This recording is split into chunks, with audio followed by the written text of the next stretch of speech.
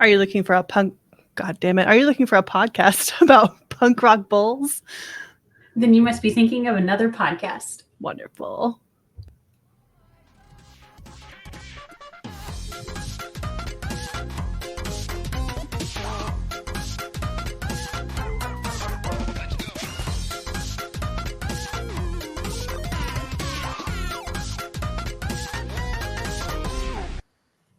Welcome back to YMBToAP. I forgot to tell you, Logan, this is not an edited show, which is fine, right?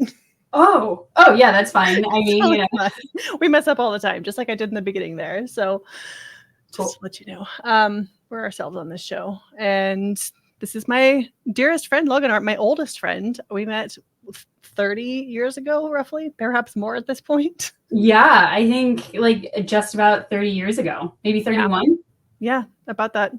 Logan and I grew up as neighbors and played outside as little kids. We beat apart the sidewalk with hammers one time. Do you remember that? Yeah.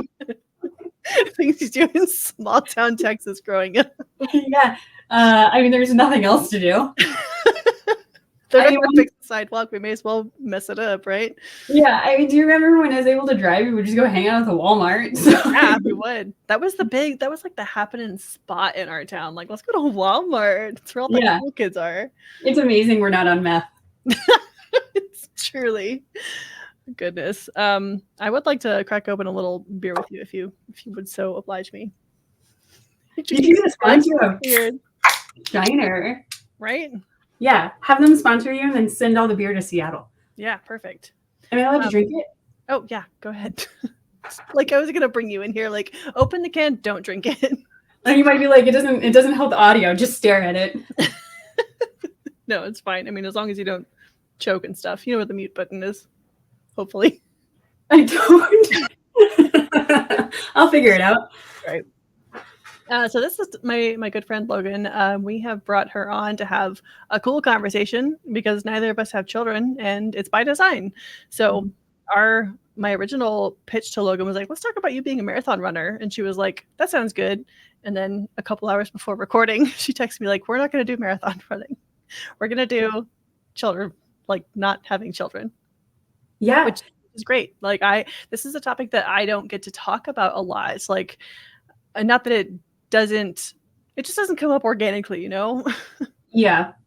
Yeah. I think like your friends who know that you don't want to have kids, like they know there's no point in talking about it. Just like your friends who like have kids, you don't talk to them all the time. You're like, so why did you do that? Yeah, exactly. Yeah. That's one thing that fascinates me about not having children is like, nobody ever asks a parent, why are you a parent?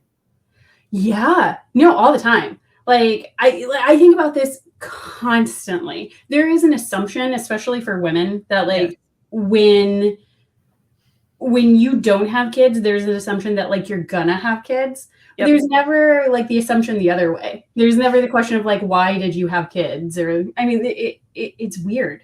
Yeah, like I mean, even as children, you get the baby dolls. Like you're almost groomed into being like, you're going to be a mother one day. So like practice on this little doll first. Yeah. And I've heard people say that it's like an instinct that kids want baby dolls and stuff. I was strapping my Barbies to like toy monster trucks and driving them off my roof. Yeah, you were not a doll kid. I mean, I loved my Barbies, but I never got into baby dolls. Yeah. And they have those dolls that like piss and scream. Like, why would you want to simulate that? Yeah. So here's the thing, though. Here's the thing I remember about our childhood. Yeah, okay, pull up your sleeves. So I think about this all the time. You were never a baby doll person. You were not a doll person. Your sister and I, the first time like I met you guys, your sister and I had a 3-day Barbie marathon that was insane. And like in your guys' playroom, it was like Barbies everywhere. And I remember your mom coming in and being like, you guys are gonna clean this up. But like my love for dolls stopped at Barbie, but your sister's love of dolls like went further. And you guys had some really cool baby dolls that I think of to this day. And there was this one that like the doll had a magnet in her mouth. And then it had like a magnet and a spoon. And so if you put the spoon like up to the baby doll's face, it like they were negatively attracted. So like the food would suck into the spoon. So it looked like the baby ate it. I do not remember this toy. I think about it all the time, Kelsey. it was amazing. And besides that baby doll, no, I didn't care about baby dolls at all. And it wasn't even mine, it was your sister's. Yeah. And you were just fascinated in like the design aspect of the toy. Yeah, I didn't care about it. Yeah, but so the reason why I thought of this topic is because I went to my lady doctor this morning. Yeah. And they always ask, and they're like, do you want kids? You know, and the doctor I have now is really wonderful, and she's about my age, and like she doesn't want kids, and we're like a perfect fit. But before I found her, even here in Seattle, a very progressive city, and it's not uncommon here to find people who don't want kids. Yeah. My doctor before this, I was in my early 30s, and I remember talking to her and saying, my husband and I have officially decided we don't want kids. Like, it's not going to happen. Like, I'm even willing to take permanent measures for it. Yeah. And she lectured me. Oh my God. In Seattle? Yeah, in Seattle. She was like, you can't make that choice. You don't know. Like, Gross. Yeah, she's like, you're young. You can change your mind. And it was wild to me because you have no idea how many times people have told me I would change my mind. Yeah. I never did. I never have. No, like it's a weird concept that like, I feel like when I was young and I don't know, my mom maybe took a cue from how I was treating the Barbie dolls. She was like, yeah, I don't think she wants kids. And I'd be like, yeah, I don't want kids. I don't want kids. And that never really was a question with my family, but it's definitely been a question with my in-laws. For the first like several years of the relationship, they were like, so like, when are we going to have grandbabies? And I was like, we have cats. Yeah. So yeah, I mean, same for me. I've never wanted them. Like I did love my Barbies, and then, got a degree in fashion and worked for Nordstrom and now Bergdorf Goodman for a very long time. So, Barbies paid off. But like, I never wanted kids. It was never a consideration. And thankfully, like my parents never cared. And then my in-laws, I have the best in-laws in the entire world. And I feel really bad because my husband's brother also doesn't want kids. And I know. And so they're never going to get like grandchildren. And I think they were really hoping that we would. And one day I called them and it was just like, it's not going to happen. And I felt really bad about that for them because like, I mean, my choice impacts them and I feel guilt over that. But other than that, like my mother-in-law is the best human alive and was like, you can't make a choice based off of what we want. Like you and Craig have to do what you guys want to do. That's great. I love that she was understanding about that for you. Because I've thought about that too. Like, what if my sister didn't want kids, but thankfully she's got like, a whole soccer team that she's building. Yeah. She has a little hippie commune over there. Yeah. And I love that for her. Like, she's a great mother. She was born to be a mom. She's always wanted children. And she always wanted like a lot of children. She was never going to be happy with one or two. Like she wants to be that in her life, and she is that, and it's like so fulfilling for her, which makes me happy, and it makes my mom happy. Like there's grandbabies. So yeah, I can't imagine having that kind of a guilt, and it kind of sucks that we are saddling ourselves with that kind of a guilt. Yeah. So I will say your sister, I feel like has been a guiding light for me for a long time in my life. And I feel like I should tell her that. But your sister, when we were kids, I don't remember, she would go buy Parent Magazine. Yeah. Yeah. And like, to me, that was the way I say that she was guiding light is I always looked back at that and was like, unless you want a Parent Magazine, you don't want to be a parent. And like, that was kind of always my like, and I would check in with myself and be like, do I want to buy a Parent Magazine? Like, Kelsey's sister did. And I will be like, no, I don't. So it's like, no, I don't want to be a parent. And I think the thing that's like, when we talk about the guilt that comes with it, like I went through a few years of feeling very guilty for not wanting to have kids. Like it was bad. It was really bad because I couldn't distinguish the difference between like liking kids and wanting to be a mom. Yeah. Because I went to China for a few years in my 20s and I taught kids, and because I'm a female, they put me with like the tiny kids and I loved them. I had so much fun with them. It was a blast and I loved the kids. Yeah. But like there's a difference between I like children and I want to mother a child. Yeah. I have been kind of dealing with that in recent years, actually, because like I feel like I'm in a place in my life where I could adopt a kid and give that kid a good life. And I feel bad for children of today because I don't know, not to get bleak about it, but like the world's rough, you know? Yeah. It's not a good place to grow up right now. And I always think like I could be a home for a kid. I could be like a safe place. But at the same time, like I don't want that for me. Yeah, yeah. Yeah, it's really hard. And like in my early 30s, God, I feel so bad for my husband because I was like neurotic about it. Like Really. I was trying really hard to convince myself I wanted kids. And I was like where you are of like I could adopt. The option of putting something alive in my body and giving it a space to live rent free for 9 months was not going to happen. Like that was always off the table. And like freaks me right out thinking really about pregnancy. Like, let's be honest, giving birth to your child is really disgusting. It's and disgusting. Anyone who's like, it's beautiful, it's like, do you think taking a shit is beautiful? Because that's natural too, but it's very disgusting. Yeah, and to bring up my sister again, Linz has a job. She's a doula now. Like, she just brings life into this world all the time, and she sees birth every day. I'm like, how do you do that? Yeah, like, I mean, I don't know how she gets all up in somebody's vagina like that every single day. Like, good for her, and I'm grateful that she is around doing that and giving those mothers like a wonderful experience. Yeah, good for her, but hard no, disgusting. No, like that should be a job and dirty jobs. Anyways, but like, I felt like I also was like, well, we could adopt. We could, have a kid. And like everybody tells me I'm going to change my mind. And like the ticking clock or whatever is supposed to happen. And biologically, I'm supposed to want this. And so in my early 30s, I was waiting for it of like the change. And I kept trying to convince myself like, yes, I want to have a kid. I want to have a kid. I want to have a kid. But like, it came with so much anxiety. And like, I was talking to like my therapist about it. I was freaking out about it constantly. And it was this one day I woke up and I looked at, Kirk, husband, and was like, I don't. And Kirk's like, you've never wanted kids. Like, this was kind of new and it was weird. And I was letting you do your thing, but like, you've never wanted kids. And I was like, yeah, and I just don't. And the moment that I just said, like, officially it's done, it was like a weight was lifted. Yeah. And fine. But like, I just had to be true to myself. But when society's constantly telling you, this is what you do, this is the template for life. Yeah. Like going against that feels weird. Right. Like what worth is a woman if she's not giving life in this world, if she's not being a mother, if she's not, just creating life. Yeah. And like, where's our template for like what a successful, happy life looks like unless you're a mom?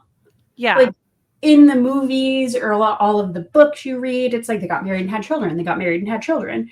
And like, I did all of like the standard middle-class white woman stuff. Like I, went to college, I got married, I bought a house, I have a career. Like I am like, box checked, box checked, box checks. Yeah. And then when I got to that one, it's like, but do I want to do that?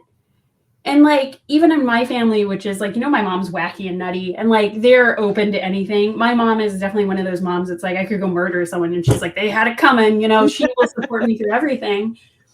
And she doesn't judge other people's lifestyle. You can do whatever the hell you want. She doesn't care. Yeah. But like, she had a cousin that everybody in the family was like, oh, poor her. She didn't get married and have kids. Poor her. Poor her. Really? Yeah, she was a fucking judge. I look back at that now and then being like, for her, like she was the most successful one of everybody in our family. She had the coolest damn. She was a judge in Chicago. God damn, yeah, that's like a successful career right there. I mean, what more could you want? Yeah, I mean, I'm sure she was going home crying into her like money, like. But is this even in my super liberal, open-minded family? It was like, you don't have kids. That's so sad. Yeah. Yeah. And it's not sad. I don't know why it's made out to be a sad life when you don't have children. Like, what do you do? Play video games all day and like eat cake for breakfast? Yeah, sometimes. Sometimes I do, and that's okay. Yeah, it's pretty great. It's a good life. It's what I want to do with my life. And if I was put on this earth, if I was born to eat cake and play video games, like it's my calling. Like I'm doing it, Yeah. I like, again, just because I don't have kids doesn't mean I don't love kids. Like, I have friends with kids and I absolutely adore their children. I have nieces and nephews that I absolutely adore. Like, I have a great time with them. And like, I don't judge them for deciding to have children. And granted, my friends don't judge me for deciding not to have kids. And it's just the thing. I'm not one of those people who decided not to have kids because I'm going to go be CEO of a company one day. Like, that's not going to happen. Like, I'm pretty lazy. Like, that's not happening. I decided not to have kids just because I just don't want to be a mom. And like, my lifestyle is pretty boring. Like, I am an early morning person. Like we talked about, I like to run, and running is great for early morning. I like to go to bed early. I like to read. I like my tea. I like my cats. Like, and the great thing about my friends having kids now is they're now coming to my level of like, they want to hang out early in the morning. So it fits for like nap time. Like, it's great. It's great. I'm happy for having children. I'm happy that their children are forcing them into like hanging out at like hangout times that work for me. You know, like, finally, nobody wants it all to go. Worked out. Yeah, nobody's asking me to go out at like, midnight anymore. Thank God, because I'm too tired. Like, it all works, but it's just like this society.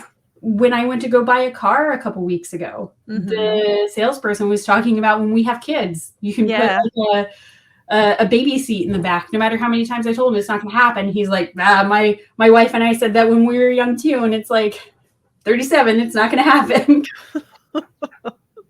I mean, it's never too late.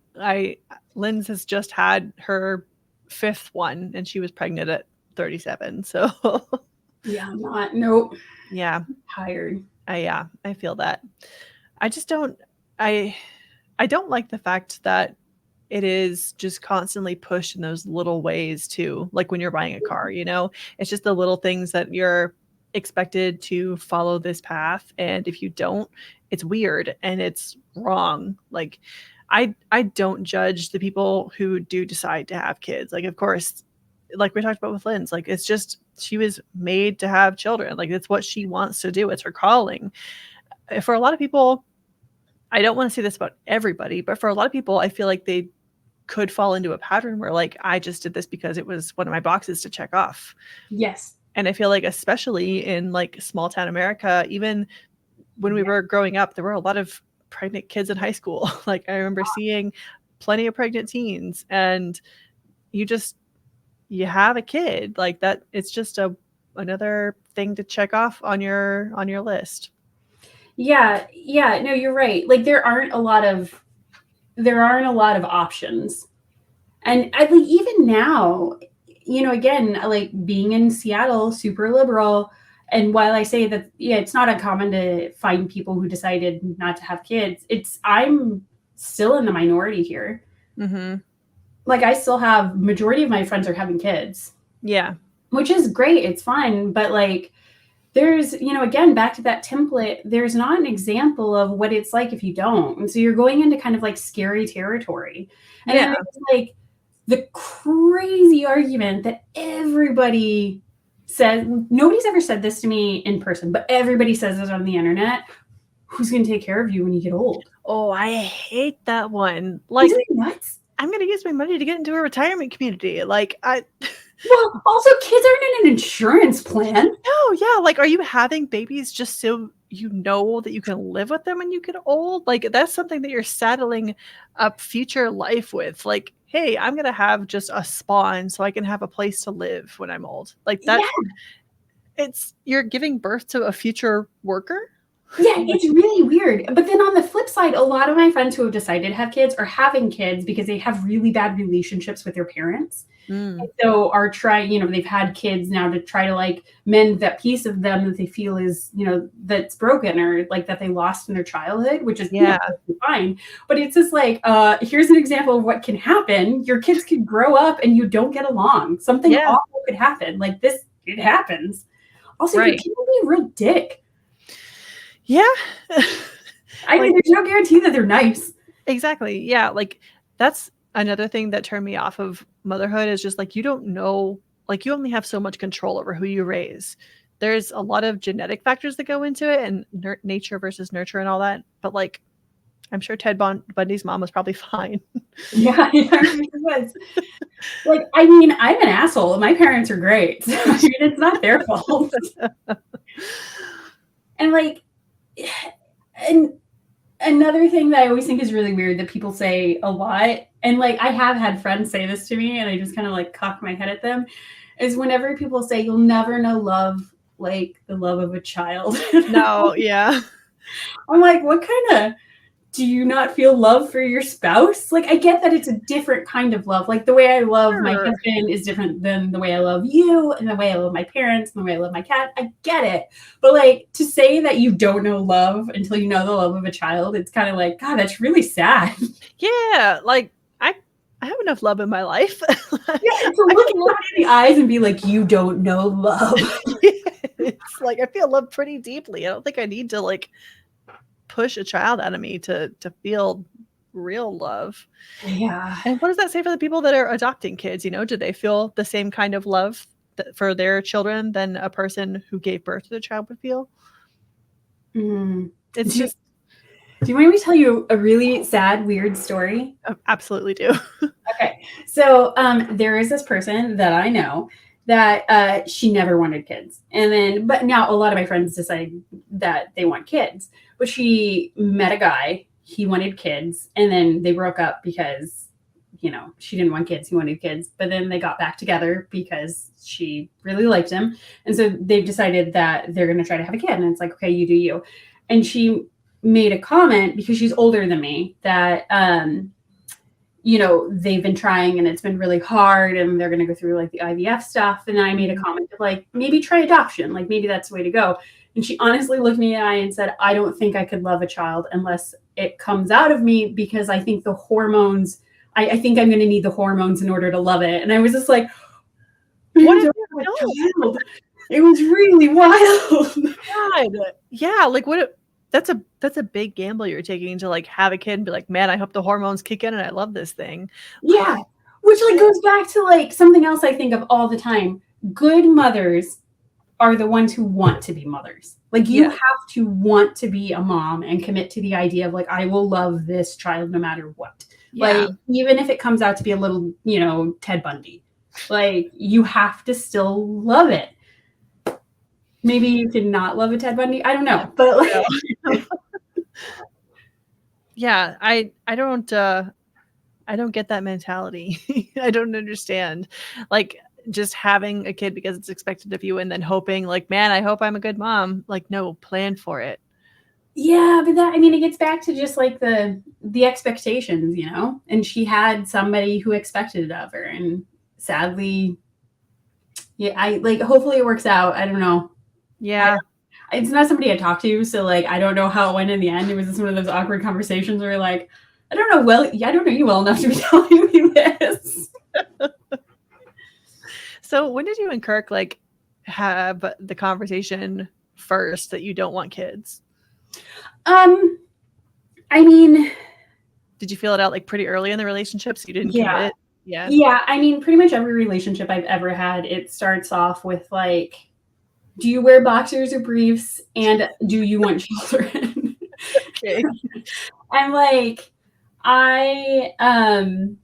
you know, the briefs help promote childbirth, which is why I've always been like, boxers for life. I read that. I didn't read it. I like saw it in like a video they made us in high school, like when one of those like sex ed coaches were like, just watch this video, I don't actually want to have to teach you. Yeah. And it talked about how like briefs can help because it keeps them close to the body. And it was like, took notes like, must have husband who wears boxers. And so like every relationship I pretty much started with like, I don't want kids, like, because I've just always known. And so for Kirk is just, as you know, is this kind of like a, yeah, sure, whatever guy. He just kind of goes with the flow. And so he was fine with it. He didn't care. And then we went to China, and then that really kind of messed with me because I was trying to figure out the like, you know, I like kids and I want kids. And then we came home, we got married, and then I went through like, when I say that guilt phase lasted for, I mean, it was like 2 years of me, and I wanted to talk about it constantly. Like I wanted to talk to Kirk about it all the time. And like, it got to a point where Kirk was just like doing dishes, and I was like, I need you to look at me and talk about this. And he was like, we've talked about it a lot. And so it was a lot of me talking at him and then him just being pretty steady of like, it's not really something I want, but like, I'm not. And he told me in the end, like, it was never something that he wanted, but he needed me to make the decision on my own without his input. Yeah. So we just kind of sat there and listened. Well, that's good. At least that you were able to like have a partner that will hear you in that way and support you through your emotional turmoil. Yeah, I'm neurotic and crazy, and Kirk is very calm and will just like, he knows how to deal with it, so it works. How are you and Richard? How did you guys decide? It was pretty much the same thing, like, but yeah, I never really considered asking a boyfriend about that until I started thinking like, oh, this guy might like stick around, you know? Yeah. Like I have to make sure that we have the same ideals before we actually like get serious in the relationship. So it was probably like we moved in together after like 6 months of dating. So I think around that time I was like, let's get on the same level. Like, are we hurtling toward marriage? Do you want to stay together? Do you want kids? So yeah. Has he ever wavered on that? Has he ever looked at you and been like, you know, maybe? Yeah, he has. We both had our moments, I think. But I feel like if ever in the future, because I'm still kind of in the phase of feeling it out weirdly, we would both be happy with adoption versus having a kid. Like I've made it 100,000% clear to him, like I will never have a child. Like that's not for me, and I don't want. Like there's nothing in my genetics that's particularly worth saving, you know? Yeah. I don't have a bloodline I'm trying to preserve or something like that. So I don't feel the biological need to have a spawn, but yeah, I mean, the Germans are everywhere as is. They're all over the place. There's plenty of us. Yeah, you're fine. Yeah. We also had talked about instead of adopting a child, because I think about that, and I think about like if I adopt a kid, I have to take them to school, I have to cook for them, I have to do all of the mother things, and there's life. Yeah, there's days I don't want to cook for myself, like a lot of days where I don't want to cook for myself, and I don't ever cook for Richard. Like I'm just cooking for me. Like I don't do a whole lot of caregiving in my life, so I'm just not equipped. I'm not equipped to do that for a kid. But the medium that we talked about is like maybe we could like, what do you call it, the foreign exchange kids, like foster a foreign exchange student for a little bit. Oh, cool. That might be fun, you know, like then we would have a kid in our life for a brief enough time where I'm like, and now you go back to your home country and I don't have to worry about them. You get like a little, like, you know, Lithuanian child. Yeah, you know, something fun. Yeah, that could be fun. Yeah, I think that's still on the table, because I think there's a part of him that's interested just in fatherhood as a concept. I don't know, but yeah, we'll never be parents. Yeah, I get that pretty definitively. I look forward to your foreign exchange student. Yeah, I'll send you pictures. Yeah. All of a sudden you're saying pictures of like an 18-year-old living in your house. I don't want a little foreign exchange kid. Like 18 is the perfect age. I'm not like legally responsible for them, you know? Yeah, that's awesome. Yeah, I think that's a happy medium. Yeah, I agree with that. I don't even want that. When you're talking about how you can't take care of yourself, I can't even cook. Yeah, it's tough. Like I just learned to cook in the pandemic. I'm not a person. Yeah, thank you. I'm not a person who's like actively. I don't take care of myself. Like I manage day to day, but the thought of like caring for something more than a cat, like a cat's fine. I'll forget to clean out their litter box for a couple of days, sure, but they're still fine in the end. If I don't clean a kid's diaper for a couple of days, they die. Yeah, or like, you know, we went to Portland over the weekend. I just leave the house for 24 hours and like the cat's perfectly fine. Yeah, it turns out if you leave a baby in the house for 24 hours, apparently you don't do that. Yeah, you're not allowed to do that. Also, I feel like another thing that really taught me I shouldn't be a mother is The Sims. Oh my God. What were you doing to your Sims? Well, I mean, I've done a lot of things to my Sims, but like the children are my least favorite part. The only thing I like about the kids are like trying to see how far you have to get in like the bloodline before they can have children themselves. Like besides that, like I don't want anything to do, because then like they get really annoying, the babies are crying all the time, and your sim just like is tired, and you know it has a job to get back to. It's really annoying. Yeah. And so I think The Sims is another thing of like, I pretty much all of my Sims are child free. Like they do not have kids. And if they do have a kid, it's because I made them old enough to be in high school. So that way, when I got the college expansion pack, they could go to university and I could do that. There you go. Yeah. That's perfect. Yep. Yeah, I actually use the sim analogy quite frequently in my life just to like manage my own needs and stuff. We were talking about this yesterday because we were coming back from the gym and Richard was like, God, I'm like really hungry and I smell terrible and I'm so tired. He was like, if I was a sim right now, my plum bob would be so red. we talk about that quite frequently. It's a good analogy for life, you know, keeps you in check with yourself. Yeah, The Sims is the absolute best game ever made. I love The Sims. Yeah, I really do too. Do you know who introduced me to The Sims? Was it me? It was you. And now it's like an addiction that it's like my crack in life. And like to the point, oh, Kelsey, do I play? I have all of the expansion packs. And like, it's to the point where like, I can't, like, I have to have like a week of vacation time, like a home vacation before I can even pick it up. I'm not allowed to touch it because I will like stay up until 3 o'clock in the morning and get really obsessed with it. And like, I go into it with like a plan of like, okay, I'm going to make this sim and like, she's going to be a real hussy and she's going to like create all this like drama in this town. And like, it's going to be her and all these guys and some of the ladies, you know, and there'll be giant fights everywhere. And like, I will get into it and I will not stop until my mission is complete. And the entire time is like, you know, killed each other. I did not know you were still playing The Sims. That's amazing. Yeah. It's like the only, that and like Grand Theft Auto are the only games that I still play.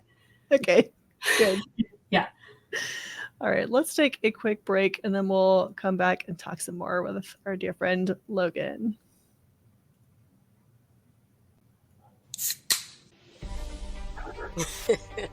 Oh, you think you know what happened to me? Look, I'm back. And I'm about to unearth all the secrets in Old Cove. So do a little refresher on Season 1 and get caught up before Season 2 arrives. Trust and believe you don't want to miss what's coming. Welcome to Severed, a podcast suite that offers a rotation of content centered around true crime to paranormal cases. Severed True Crime covers high to low profile true crime cases like the Westfield Watcher, The Staircase, The Keepers, and other binge-worthy favorites on Netflix. Severed Paranormal peers into the corner moon windows of the Amityville Horror House, the Conjuring House, and other mysterious cases, locations, and urban legends. I'm Harry Chambers. And I'm Drew Hudson. We want you along for this investigative and haunting roundup. Scare you soon. Sorry, I was on my phone. Welcome back. All right. If you are loving this episode, but you crave even more YMBToAP, you can get hours and hours of bonus content by going on over to patreon.com/YMBToAP. That is the place where you can sign up to be a patron. The patrons are our best friends, our buddies, our pals. They are the zeitgeist. They are who we make this show for. We make it for everybody, but we especially make it for the patrons. You can be a patron for the low price of just $2 today. We've also got a brand new website if you haven't looked at it yet. It's not brand new at this point. It's a few months old, but I like to call it brand new because it feels brand new to me in the scope of YMBToAP. Oh, that's a good phrase. The scope of YMBToAP.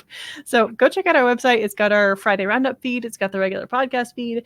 It has got stickers. It's got plenty of stickers. You can go purchase some stickers over there.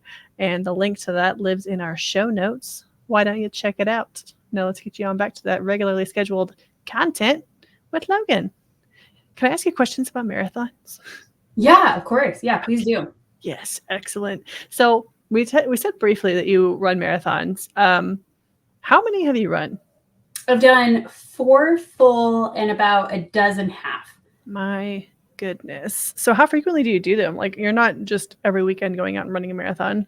No, I mean, there are like Eddie Izzard. He does like a whole bunch. Really? I forget. He did like some insane number a few years ago. It was like 50 in a year or something. Oh, that's too many. Yeah, I don't have that in me. Good for him. He apparently doesn't have the knee problems I have. Oh, okay. I typically do about 1 a year. So I started when I was about 29, really getting into running pretty hardcore. My first marathon burned me out of running. really bad. I said I'm 37 earlier, but I turned 37 at the end of the month, but I always round myself up about halfway through the year because I one time forgot how old I was. And I just round up to prepare myself. Anyways, so it burned me out really bad because when you're training for a marathon, it becomes like your entire life. And so I do about one a year. So that way I still have time to live. And then I run about like a little under half marathon every weekend. Okay. So it makes me like, I only have to train so far to get So a full marathon is 26.2 miles, right?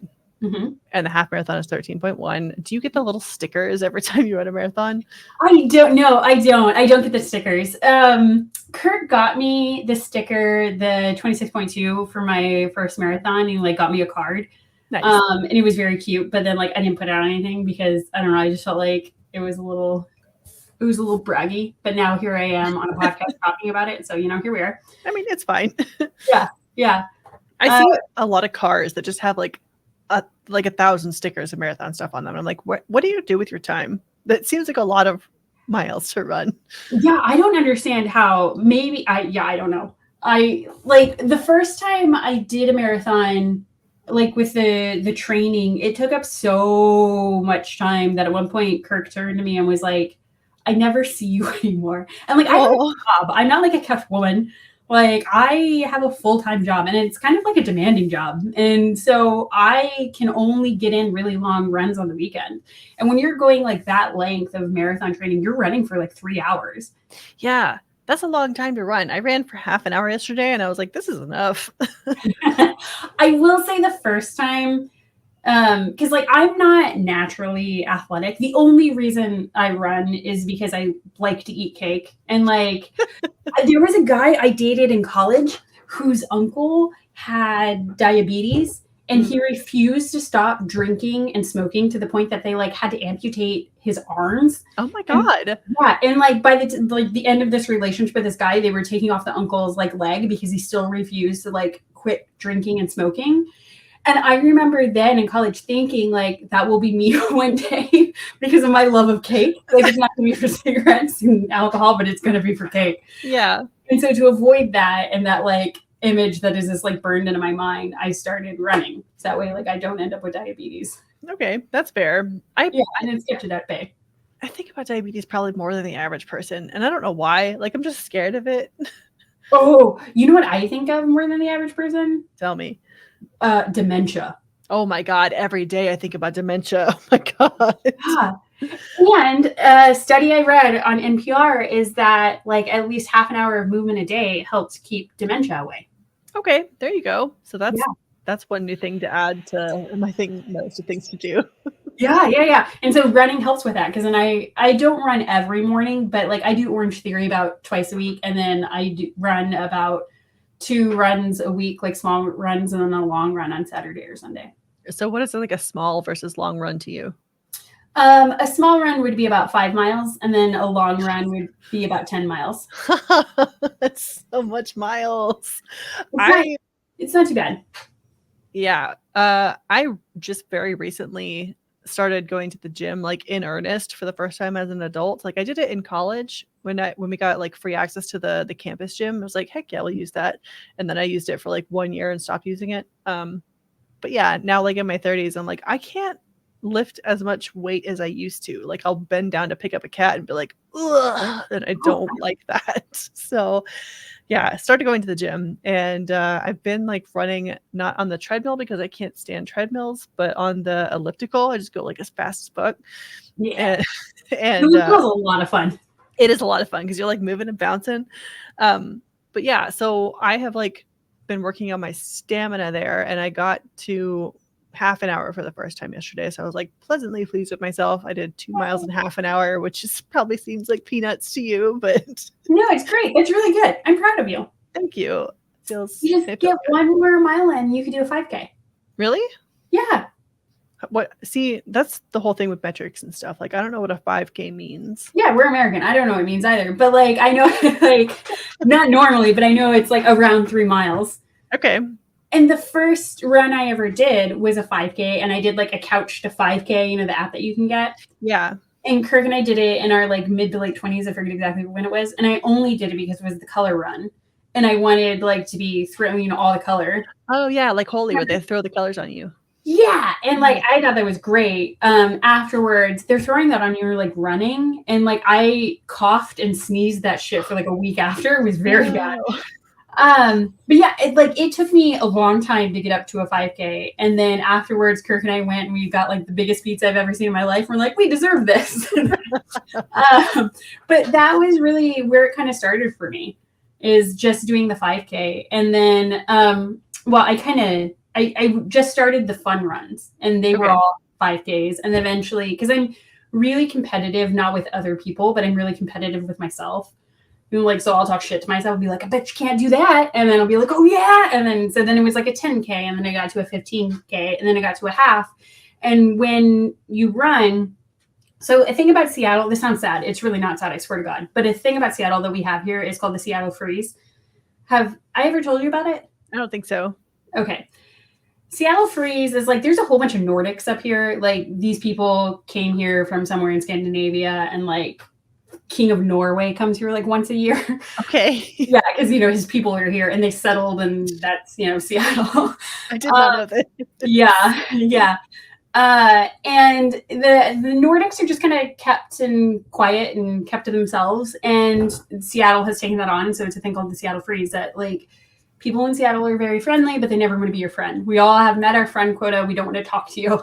And like, unlike Texas, to where you can be in the grocery line and then by the end you have like a best friend and you're changing phone numbers, like no one is going to do that here. In the runs though, it's really nice because like you have these fun runs to where everybody's like talking and chatting. And then when you're doing a half marathon and you're running for 2 hours, like you're making friends as you run, and it's great. And it's a great way to like meet people. Yeah. And a place that's notoriously kind of hard to meet people. Not that like I've honestly cared, because I've taken on the Seattle Freeze persona. There's actually a chick in my gym not long ago that was like, I think we'd be really good friends outside of like the gym. And I was like, ugh. Gross. No. But when I was doing a half marathon, my first half marathon, the girl there was like, if you can do a half, you can do a full. It's just a mental thing at that point. Like you can physically do it. And so it's the same. Like you've done 2 miles now, you can physically do 3. And then once you do 3, you can physically do 6 to get to your 10K if you want to. Okay. Yeah, it just feels intimidating. Like I've never ever run. Like I've always had bad asthma, and as an adult now with like good healthcare, I can afford the inhalers that don't make me have bad asthma. So like I'm on a couple different medications. Yeah. So like for the first, yeah, exactly. So for the first time ever, I've been able to like run where it doesn't kill me. Because in high school it was always like, run the mile or you're gonna get a C, and I was like, C is fine. Yeah, that was like, I hated that. Yeah, I won't relive high school.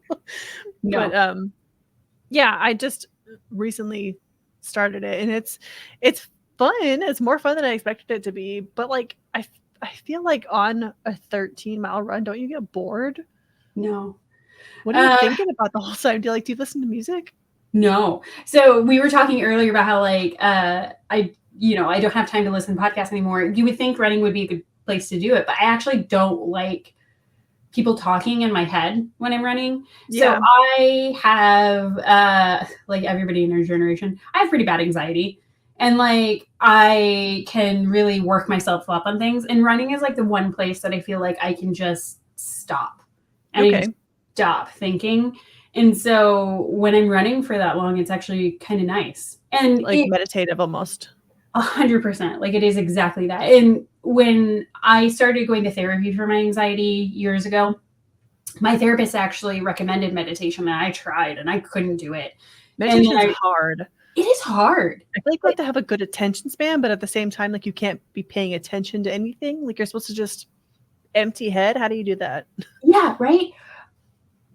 Oh, I got a question for you about empty heads here in a second. Well, I want to do a sidetrack really fast, but we'll come back to that. So it's my meditation. And I realized that like after talking to her after a few sessions being like, doesn't work, blah, blah, blah. And then we realized running is what does that for me. And like, I can just zone out and turn everything off, and it's wonderful. But Kirk has recently taken up running, and he has now decided he wants to do a marathon with me. He's done a couple half marathons with me, which is great. But now he wants to talk at me. Oh. So I'm running, and like my time is going down because he's yammering at me, and I'm like, I need you to stop. Can we do a side tangent and then we'll come back to Absolutely. when you read? What happens in your head? Oh my God, what? Do you hear things? Do you see things? What happens? Yeah, I guess. So like as I'm reading a book, I'm picturing it in my head like a movie almost. And like the characters all have their own voices and stuff. Exactly. So Okay. Kirk doesn't hear anything. He doesn't see anything. He just like, have you ever seen that like the gif of the child who's like in school and he opens up the page and he like does this and he's like and he flips the page again and he like he's just trying to like pull it in but he's not actually reading it. No. It's a great little video. I'll find it and send it to you. But like I feel like that's just what Kirk's doing. He doesn't hear anything in his head. He doesn't see anything. So he just like looks at the words and turns the page. And comprehends, I guess. I don't know. Okay. Yeah, I don't know. Maybe he doesn't actually know how to read. I just never picked up on it in like the past 15 years we've been together. Does he dream? Huh? Does he have dreams? Yeah, he has the dumbest dreams. They're so boring. So is it just like words in his head flying by? Yeah, no, like he sees things, but like I don't understand. Like I've been obsessed with this since we discovered this, like 5 years ago now. And I think about it all the time and I ask everyone, like, what happens in your head when you read? And everyone I have people who don't hear things, but they see something, or maybe they hear it, but they don't see it. But nobody else is like nothing. It is black and I hear nothing. That's so weird. Yeah. Like, please comment if that's what you're experiencing. Isn't that bizarre? Anyway, so that's his running, is his staring at a book and not reading it, I guess. I mean, he's really good at meditation. Just like empty slate in there. Yeah, but Kirk's like the one person in the world who doesn't need meditation because like nothing bothers him. Our house could be on fire and he'd be like, it's fine. He's so like water off a duck. He's very, very zen. Yeah, he really is.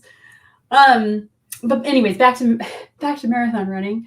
The thing about like running a marathon that is different than like a half marathon though is like there is a wall that you hit.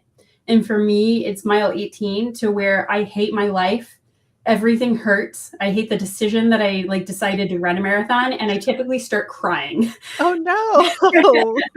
Yeah, it's awful. And then after you go that mile, so for me it's like 18 to 19, then like you get a rush of endorphins again and then you're good all the way until the end. But that wall is real and it sucks. It sounds like it. Yeah. Do you feel free to not answer this one. You could say pass. Do you have to like pee or go to the bathroom when you're running? Good question. So I've only actually had to pee once. It was the very beginning of the race. I got like a mile into it and I was like, oh crap. And I had to like go pee and it was like a thing. But no, I don't ever. I have heard stories of other people who like, I don't run for times. Like I'm never going to run like the Boston Marathon to where you have to like meet a certain time because I don't really care. Like I do it just because I like it. But I have heard stories of people who are running to make the time and then they just shit themselves. I hear that a lot. Like, yeah. And I'm just like, you got to really question what like choices you made in your life to get to that point. I mean, I guess if you're having fun. Yeah, I guess. I had a weird conversation with my hairdresser not long ago to where he's doing my hair and he's like, you know, and then everybody's got a story about when they shit themselves. And I'm like, I've never shit myself. And he was like, yeah, you have. Everybody has. And I'm like, I have not. I can swear to you, sir, I've never shit myself. I love that he just assumed that like everyone shit themselves. Duh. Yeah, and it was a little awkward after that. Yeah. All right. Well, it's fun. What do you have to do to like prep for a marathon? Like what is it just training, like lots and lots of running, or is there like specific stuff that you have to do? No, so like you really need to do cross training with it. So everything will start to hurt because you typically stop at like 18 miles when you're training. So like if you're doing your first half marathon, you wouldn't take it all the way up to 13. You would take it to like 10. And Okay. then you might stop at like 18 or 19 when you're training for a full marathon, because like your endorphins will take you the rest of the way. And so you don't have to go like that full way. But like it's still long enough distances that like, for me, my knees really start to hurt. So you need to do like my cross training. I will do weight trainings. That way I'm keeping a lot of strength in my legs and I'm keeping strength in my upper arms. You do a lot of hill trainings where you look like a crazy person just running up and down a hill. Because Okay. in Seattle, it's very hilly. And so if you don't do Yeah. that, then that's going to mess with like your times. Mm. The apparel is very important. Chafing Okay. is a thing. It is a very bad thing. And as a woman, you're wearing like a bra and it burns when it chafes in your sports bra area. So then you Oh, basically you get this gel stuff and you have to try like different types of gels to see which one works, and you just like put it under to make sure. And you chafe in all the weird spots, like places that you didn't even expect rub start to rub together. okay. I know that a lot of men like put band-aids over their nipples because like the shirt will just like rub them off. Yeah. And then yoga is a big one. I do massages about once a month whenever I'm marathon training because my muscles get really tight. I'm not great at like stretching. And then you have snacks. That's my favorite Yeah. part of a That's the marathon. best part. Because you have to take I take pretzels with me. And I take like these little caffeine gels that like will pump me up. But then you have to run with those and try to make sure like it doesn't mess with your stomach. Because, again, you're running for a really long time. So you have to give it a try. So, yeah, How do it's you just a feel lot of trial and error. Do you eat the pretzels as you're running? Yeah. You don't choke? No. You're just kind of used to it. I choke just sitting here. I'm not good at eating. Yeah. No, I'm like, that's the thing I'm best at. Do you know the oatmeal? The comics? Oh, okay. Yeah. I thought you were saying about oats. Do I know what oatmeal is? I'm familiar. So the oatmeal, he's also very into running, and he lives up here in Seattle. Oh, cool. Yeah. And he has a marathon that he sponsors every year called Beat the Blurch. And on that run, he passes out like cake and like Nutella snacks and like all these crazy things that like you can get while you're running, and it's fantastic. Just grab a fistful of cake as you run by. Pretty much, yeah, it's great. Amazing. It's my favorite. And then he has this like giant thing in like a costume that is the Blurch that's like running after you that you have to stay ahead of. It's wonderful. I love that. Yeah, it's a lot of fun. But I always think of like if I stayed in Dallas, like there is somewhere in the multiverse, there is a version of Logan that stayed in Dallas, and I wouldn't be a runner in Dallas. Like there's not outside. It's so bad out there. Yeah, like I'd love to walk. I go for walks, but this year, I don't know if you've been following the weather at home. Your mom's telling you about what the hell's going on back here. It is so wet and so humid this year. It's disgusting. Like you can't even walk outside, and it's like my walking season, and I'm really sad about it. Yeah, no, I wouldn't leave my house at all if I lived in Dallas. Yeah, like in Seattle, like I go half a mile and I'm down at the Sound looking at like the Olympic Mountains, and there's like seals and bald eagles, and like a lot of times I go running and like the orcas are out there. Like it's pretty it's fucking great. I want to live in Seattle so bad. You can come crash at my house anytime. I will. You gotta come. We gotta go see a Kraken game. Oh my gosh, I would love to. Yes. They're going to be playing the Stars next season, of course. The Stars just fell out of the playoffs this week, and I'm real bummed out about it. I don't understand why hockey's still going. It's June. It is solidly not hockey season anymore. Yeah, we have like 2 weeks until they crown the Stanley Cup winner, so it's almost over. I guess one final question about running. Is there anything that you have learned about yourself during running or like through marathon training? I mean, I don't know if there's anything. I don't know if I learned it of myself. I kind of already knew it, but like I didn't get into it until my late 20s, and now I'm, in about to be my late 30s. I can still do anything. Like just because like it feels like I'm getting old, and because like I need Botox in certain places. Like, I mean, it doesn't mean that I actually am old. You know, like I can Yeah. still do it. And like there, all the things that you think that like, oh, that's something that like I can't like climb Mount Rainier. I'm not going to do that. Like you got to shit into a bag. I'm not going to do anything that I have to shit into a bag. But like, you know, if I wanted to, I'm capable of it. And like the only thing that ever stops me from doing anything is myself. And like, I'm very lucky to have a body that allows me to do these things. And so I can utilize it and I should utilize it. That's a really good way of thinking about it. Yeah. It's it kind of ties back with our, first topic of the show. Like aging doesn't count you out for anything. Like just because you're an old person now in your decrepit 30s. I mean, Yeah. Poor childless Logan, 37 and all alone with her cats and her husband. And her I know. successful career in her marathon running hobby. Yeah. My sad life. Terrible way to live, I tell you. I know. It is so sad. Yeah. We're capable of anything as human beings. It's a good time here on planet Earth. Sometimes. Sometimes it's a bad time here on planet Earth. We make it as good as we can while we're here, Yeah, exactly. All right. And with that, we will start winding down our show. Thank you, of course, so much, Logan, for joining us. I'm happy that you were here, and I'm happy that it was an easy thing for you to last minute just come on and be like, hey, I have a webcam after all. Yeah, I love seeing professional, Kelsey. It's so exciting. Oh, this is professional? Well, I mean, you've never read ads while we've hung out before. So yeah, it must be jarring.